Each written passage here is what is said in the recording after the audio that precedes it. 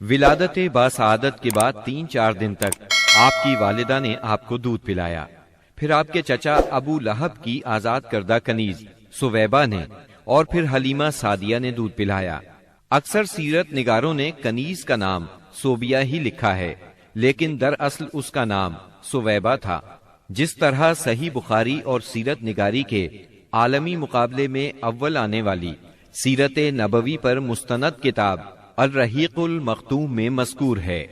دودھ پلانے کی ذمہ داری ماہ ربیع الاول 52 قبل ہجری یعنی اپریل 571 عیسوی میں سونپی گئی. اس زمانے میں عرب میں یہ دستور تھا جو آج کے دور میں بھی باقی ہے کہ نوزائیدہ بچوں کو دودھ پلانے کے لیے شرفاء ابتدا ہی سے دیہات میں بھیج دیا کرتے تھے تاکہ دیہات کی صاف ستھری اور کھلی آب و ہوا میں ان کی پرورش ہو سکے، زبان اہل عرب جیسی فصیح ہو جائے اور اہل عرب کی دیگر خصوصیات اوائل عمر ہی سے بچوں میں راسخ ہو جائیں. اس دستور کے مطابق سال میں 2 مرتبہ بنی سعد کی عورتیں شیرخوار بچوں کی تلاش میں آیا کرتی تھیں. چنانچہ آپ کی پیدائش کے 8 دن بعد انہی عورتوں کے ساتھ حلیمہ سعدیہ بھی تشریف لائیں. دوسری عورتوں کو تو مکہ مکرمہ کے کھاتے پیتے گھرانوں کے بچے دودھ پلانے کے لیے مل گئے، لیکن حلیمہ سعدیہ خالی ہاتھ رہ گئیں. نبی کریم صلی اللہ علیہ وسلم چونکہ یتیم تھے، اس لیے انعام و اکرام کی امید کم تھی، اس لیے کسی عورت نے ان کے گھر کی طرف توجہ نہ کی. آخر جب روانگی کا وقت آیا تو حلیمہ کو خالی ہاتھ جانا بہت ناگوار گزرا اور اللہ تعالی کی طرف سے ان کا دل اس یتیم بچے کی طرف کھنچنے لگا. چنانچہ انہوں نے اپنے شوہر حارث سے جا کر کہا، اللہ کی قسم مجھے یہ اچھا نہیں لگتا کہ میری ساری سہیلیاں تو بچے لے کر جائیں اور میں اکیلی کوئی بچہ لیے بغیر جاؤں.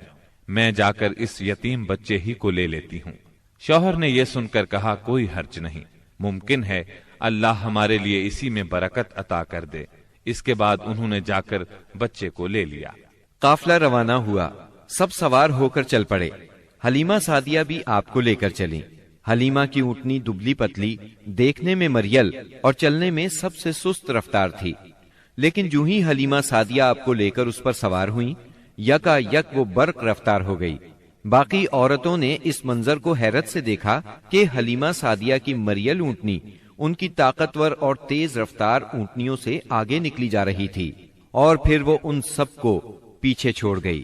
یہ تبدیلی دوسری عورتوں کے لیے کسی معجزے سے کم نہیں تھی. حلیمہ کے والد ابو زویب کا نام عبداللہ بن حارث تھا. وہ نبی صلی اللہ علیہ وسلم کے رضائی نانا ہوئے. حلیمہ کے شوہر کا نام حارث بن عبد العزا تھا. یہ دونوں ہی قبیلہ سعد بنی بکر بن حوازن سے تعلق رکھتے تھے. اسی طرح حارث کے بچے آپ کے رضائی بھائی بہن ہوئے. جب تک آپ صلی اللہ علیہ وسلم حلیمہ سعدیہ کے گھر رہے، ان کا گھر برکتوں سے مالا مال رہا. حلیمہ بیان کرتی ہیں کہ وہ جب آئی تھیں تو قحط سالی کا دور تھا. ان کے پاس ایک گدھی تھی جو اس قدر دبلی پتلی اور مریل تھی کہ پورے قافلے میں سب سے سست اور مریل چال چلتی تھی. ایک اونٹنی بھی تھی مگر وہ قطرہ دودھ کا نہیں دیتی تھی. حلیمہ کا اپنا بچہ بھوک سے بے قرار ہو کر بلکتا رہتا تھا، خود سوتا نہ ماں باپ کو سونے دیتا. مگر جب وہ آپ کو لے کر اپنے گھر آئیں اور آپ کو گود میں لیا تو سینہ دودھ سے بھر گیا، یہاں تک کہ آپ نے پیٹ بھر کر دودھ پیا اور آپ صلی اللہ علیہ وسلم کے ساتھ حلیمہ کے بیٹے نے بھی خوب دودھ پیا. پھر دونوں آرام کی نیند سو گئے. اس رات حلیمہ کا بچہ بالکل نہ رویا.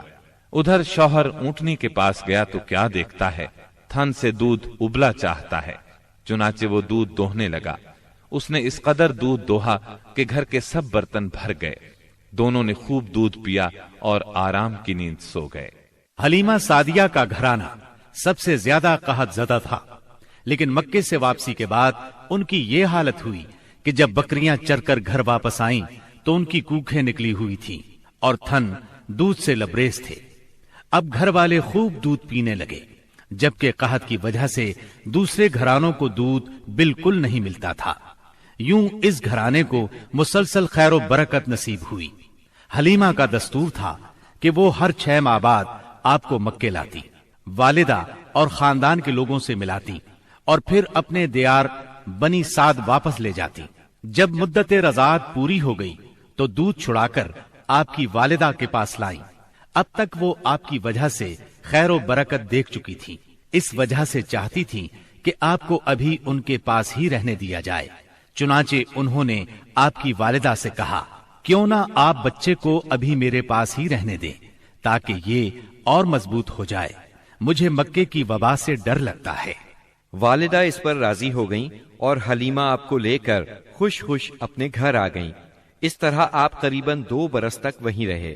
پھر آپ کے سینہ مبارک کو چاک کرنے کا واقعہ پیش آیا۔ اس واقعے سے خوفزدہ ہو کر حلیمہ اور ان کے شوہر نے آپ کو آپ کی والدہ آمنہ کے حوالے کر دیا۔ انس بن مالک رضی اللہ عنہ بیان کرتے ہیں، آپ بچوں کے ساتھ کھیل رہے تھے کہ جبریل علیہ السلام تشریف لائے، آپ کو لٹا کر سینہ چاک کر دیا، پھر آپ کا دل نکالا اور اس میں سے ایک لوتھڑا نکال کر فرمایا، یہ تم سے شیطان کا حصہ ہے۔ پھر دل کو سونے کے تشت میں زمزم کے پانی سے دھویا اور واپس سینہ مبارک میں رکھ دیا۔ ادھر بچے دوڑ کر حلیمہ سعدیہ کے پاس آئے اور کہنے لگے، محمد کو قتل کر دیا گیا۔ وہ لوگ فوراً آپ کے پاس پہنچے، دیکھا کہ رنگ اترا ہوا ہے۔ سیدنا انس کا بیان ہے کہ میں نبی اکرم صلی اللہ علیہ وسلم کے سینے پر سلائی کا نشان دیکھا کرتا تھا۔ اس واقعے کے بعد آپ کو مکے پہنچا دیا گیا اور آپ نے اپنی ماں کے سایہ محبت میں اپنے خاندان کے اندر کوئی 2 برس گزارے۔ پھر والدہ، دادا اور ام ایمن کے ساتھ مدینہ منورہ کا سفر کیا، جہاں آپ کے والد کی قبر بھی تھی اور دادا کا ننھیال بھی تھا۔ آپ مدینے میں 1 ماہ رہ کر واپس ہوئے تو راستے میں آپ کی والدہ بیمار ہو گئیں اور مقام ابوا پہنچ کر انتقال کر گئیں۔ انا للہ و انا الیہ راجعون، انہیں وہیں دفن کیا گیا۔ اب بوڑھے عبد المطلب آپ کو لیے مکے پہنچے۔ ان کے دل پر آپ کی والدہ کی وفات کی وجہ سے گہرا اثر تھا۔ آپ کے لیے ان کے دل میں ایسی محبت پیدا ہوئی کہ خود ان کے اپنے بیٹوں کے لیے ویسی محبت نہ تھی۔ وہ آپ کی بہت قدر کرتے، اپنی اولاد سے بڑھ کر چاہتے، خوب اکرام کرتے، اپنے لیے تیار کرائے گئے خاص فرش پر انہیں بٹھاتے، اس فرش پر کسی اور کو نہ بیٹھنے دیتے، پیٹھ پر ہاتھ پھیرتے، آپ کی نقل و حرکت دیکھ کر خوش ہوتے۔ انہیں یقین تھا کہ مستقبل میں آپ کی نرالی شان ہونے والی ہے، لیکن ابھی آپ کی عمر 8 برس 2 مہینے کی ہوئی تھی کہ عبد المطلب بھی انتقال کر گئے۔ اب آپ کے چچا ابو طالب نے آپ کی کفالت کا بیڑا اٹھایا۔ یہ آپ کے والد کے سگے بھائی تھے، انہوں نے بھی آپ سے خاص رحمت اور شفقت برتی۔ وہ مالدار تو نہ تھے، لیکن آپ کی کفالت کے بعد اللہ تعالیٰ نے ان کے تھوڑے سے مال میں اس قدر برکت دی کہ ایک آدمی کا کھانا پورے کنبے کے لیے کافی ہو جاتا تھا۔ خود آپ بھی صبر و قناعت کا نمونہ تھے، جو ملتا اسی پر قناعت فرماتے۔ جب آپ کی عمر 12 برس اور کہا جاتا ہے کہ مزید 2 ماہ اور 10 دن ہوئی تو آپ کے چچا ابو طالب نے تجارت کے لیے ملک شام جانے کا ارادہ کیا۔ آپ کو ان کی جدائی بہت گراں گزری۔ ابو طالب خود بھی متاثر ہوئے، لہٰذا آپ کو اپنے ساتھ لے لیا۔ قافلہ ملک شام کی حدود میں پہنچا تو شہر بسرا کے قریب پڑاؤ کیا۔ بحیرہ نامی عیسائیوں کا ایک راہب اپنے گرجے سے نکل کر ان کے پاس آیا اور قافلے کے درمیان سے گزر کر نبی صلی اللہ علیہ وسلم کے پاس پہنچا۔ پھر آپ کا ہاتھ پکڑ کر بولا، یہ دنیا کے سردار ہیں، پروردگار عالم کے رسول ہیں، اللہ انہیں رحمت عالم بنا کر بھیجے گا۔ میں انہیں مہر نبوت سے بھی پہچانتا ہوں۔ یہ کندھے کے نیچے نرم ہڈی کے پاس سیب کی طرح ہے، اور ہم اس کا ذکر اپنی کتابوں میں بھی پاتے ہیں۔ پھر اس نے قافلے کی دعوت کی اور ابو طالب سے کہا، انہیں یہاں سے واپس بھیج دیں، ملک شام نہ لے جائیں، کیونکہ انہیں یہودیوں سے خطرہ ہے۔ اس پر ابو طالب نے غلاموں کے ہمراہ آپ کو مکے بھیج دیا۔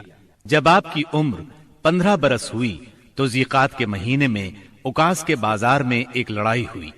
اس لڑائی میں ایک طرف قریش کے قبائل تھے اور دوسری طرف قیس اور اعلان کے قبائل تھے۔ دونوں میں گھمسان کا رن پڑا، فریقین کے کتنے ہی آدمی مارے گئے، لیکن پھر انہوں نے صلح کر لی اور طے پایا کہ دونوں طرف کے مقتولین گنے جائیں۔ جدھر زیادہ ہوں ادھر والے زائد مقتولین کا خون بہا لے لیں۔ اس کے بعد جنگ ختم ہو گئی اور باہمی دشمنی کو ختم کر دیا گیا۔ اس جنگ میں نبی کریم صلی اللہ علیہ وسلم بھی شریک تھے، لیکن آپ نے لڑائی میں براہ راست حصہ نہیں لیا، اپنے چچاؤں کو تیر تھماتے تھے۔ اس جنگ کا نام جنگ فجار ہے۔ یہ نام اس لیے مشہور ہوا کہ اس میں حرام مہینے کی حرمت پامال کی گئی۔ فجار نام کے واقعات 4 بار پیش آئے، ہر سال ایک واقعہ پیش آتا رہا۔ جنگ فجار والا واقعہ آخری تھا۔ اس سے پہلے کے 3 واقعات میں ہلکے پھلکے جھگڑے ہوئے، شدید لڑائی صرف اسی چوتھے واقعے میں ہوئی۔